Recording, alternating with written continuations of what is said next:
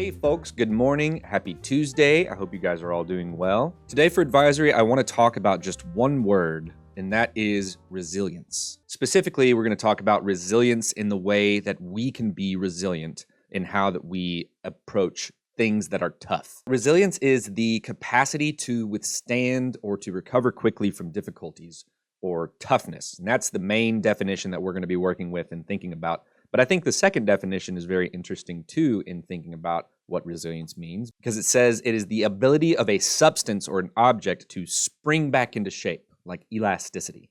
And some synonyms are flexibility, pliability, suppleness, plasticity, elasticity, springiness. The resilience of this rubber band means that whenever I stretch it, it will, whenever I let go, snap back into place. So that's resilience, ability to withstand or recover quickly from difficult things or from strain or stress. Resilience says that even though bad things may happen, we can still get through them. And don't just take my word for it. There is a lot of research out there when it comes to how people can be resilient and what it takes to be a resilient person. And this person, Dr. Lucy Hone, has 3 secrets for us. She's got a longer TED Talk that we're going to watch a few excerpts from, but I'm going to let her introduce herself and the subject, and then I'm going to, just for time's sake, come on and talk about the 3 secrets that she goes through. So without further ado, here is Dr. Lucy Hone with the 3 secrets of resilient people. So I'd like to start, if I may, by asking you some questions. If you've ever lost someone you truly love, ever had your heart broken, ever struggled through an acrimonious divorce, or been the victim of infidelity, please stand up. If standing up isn't accessible to you, you can put your hand up. Please stay standing and keep your hand up there. If you've ever lived through a natural disaster, been bullied or been made redundant, stand on up. If you've ever had a miscarriage, if you've ever had an abortion, or struggled through infertility, please stand up. Finally, if you or anyone you love has had to cope with mental illness, dementia, some form of physical impairment, or cope with suicide, please stand up. Look around you. Adversity doesn't discriminate. If you are alive, you are going to have to, or you've already had to, deal with some tough times. Thank you, everyone. Take a seat. I started studying resilience research a decade ago at the University of Pennsylvania in Philadelphia. It was an amazing time to be there because the professors who trained me had just picked up the contract to train all 1.1 million American soldiers to be as mentally fit as they always have been physically fit. As you can imagine, you don't get a much more skeptical, discerning audience than the American drill sergeants returning from Afghanistan. So for someone like me, whose main quest in life is trying to work out how we take the best of scientific findings out of academia and bring them to people in their everyday lives, it was a pretty inspiring place to be. I finished my studies in America, and I returned home here to Christchurch to start my doctoral research. I'd just begun that study when the Christchurch earthquakes hit. So I put my research on hold, and I started working with my home community to help them through that terrible post-quake period. I work with all sorts of organizations, from government departments to building companies and all sorts of community groups, teaching them the ways of thinking and acting that we know boost resilience. I thought that was my calling, my moment to put all of that research to good use. But sadly, I was wrong. For my own true test came in 2014, on Queen's birthday weekend.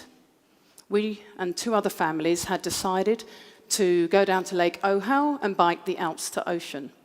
At the last minute, my beautiful 12-year-old daughter, Abby, decided to hop in the car with her best friend, Ella, also 12, and Ella's mum, Sally, a dear, dear friend of mine.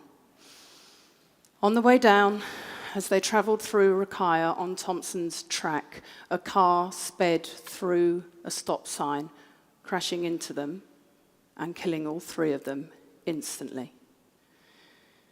In the blink of an eye, I find myself flung to the other side of the equation, waking up with a whole new identity. Instead of being the resilience expert, suddenly I'm the grieving mother, waking up not knowing who I am, trying to wrap my head around unthinkable news, my world smashed to smithereens.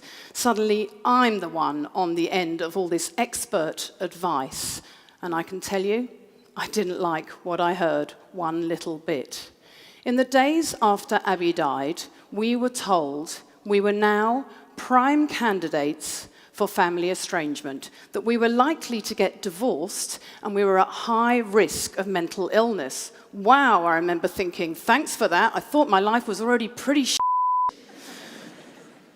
Leaflets describe the 5 stages of grief: anger, bargaining, denial, depression, acceptance. Victim support arrived at our door and told us that we could expect to write off the next 5 years to grief.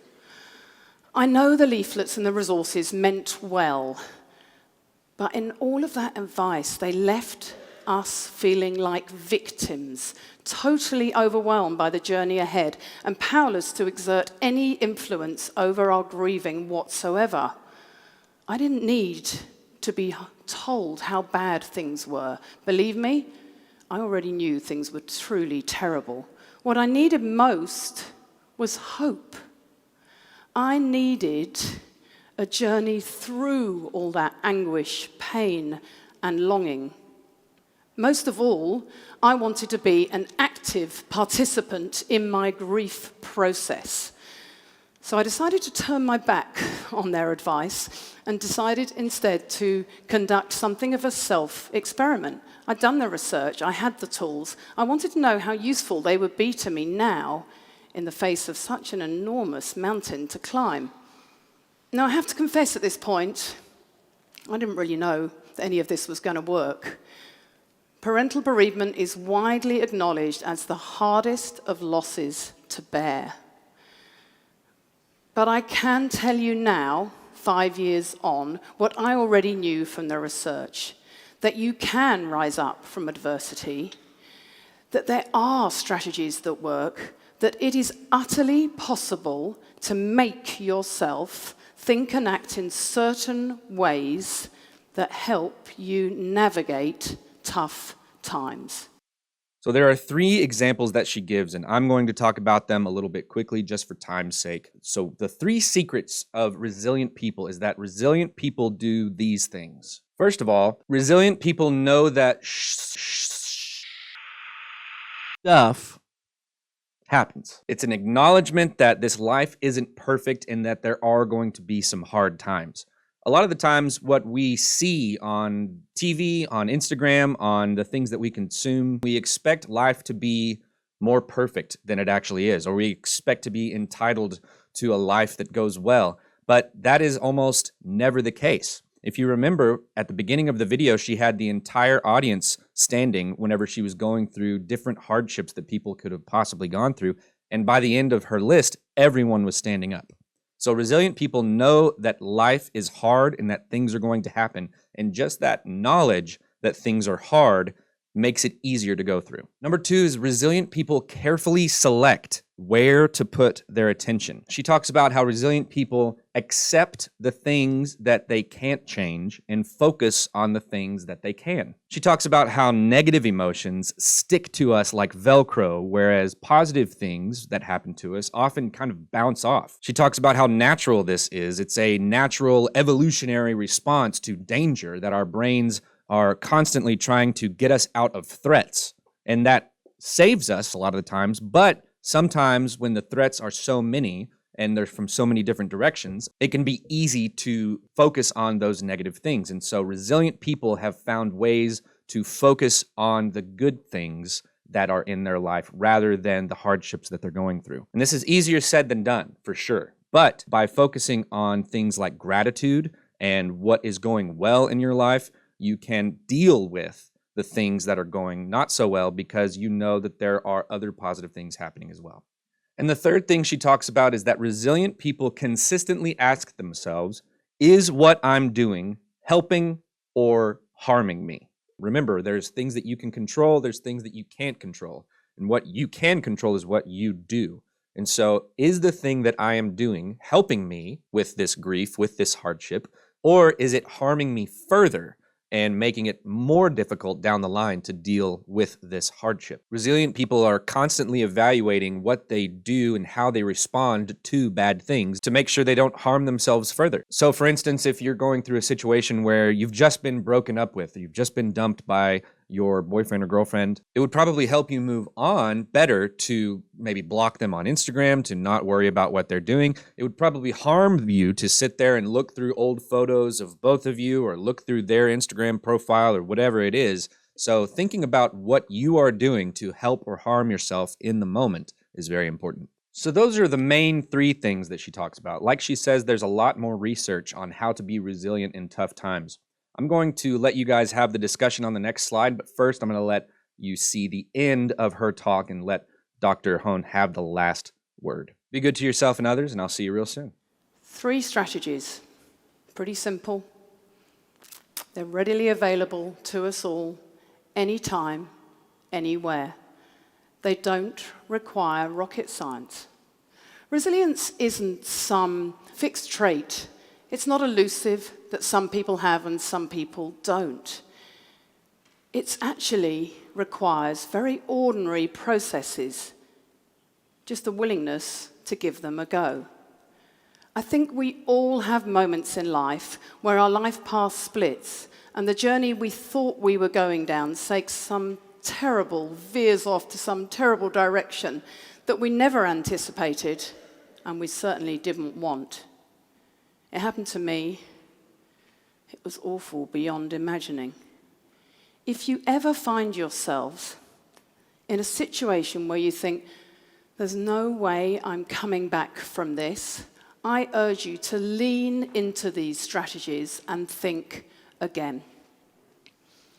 I won't pretend that thinking this way is easy, and it doesn't remove all the pain. But if I've learned anything over the last 5 years, it is that thinking this way really does help. More than anything, it has shown me that it is possible to live and grieve at the same time. And for that, I will be always grateful. Thank you. Thank you.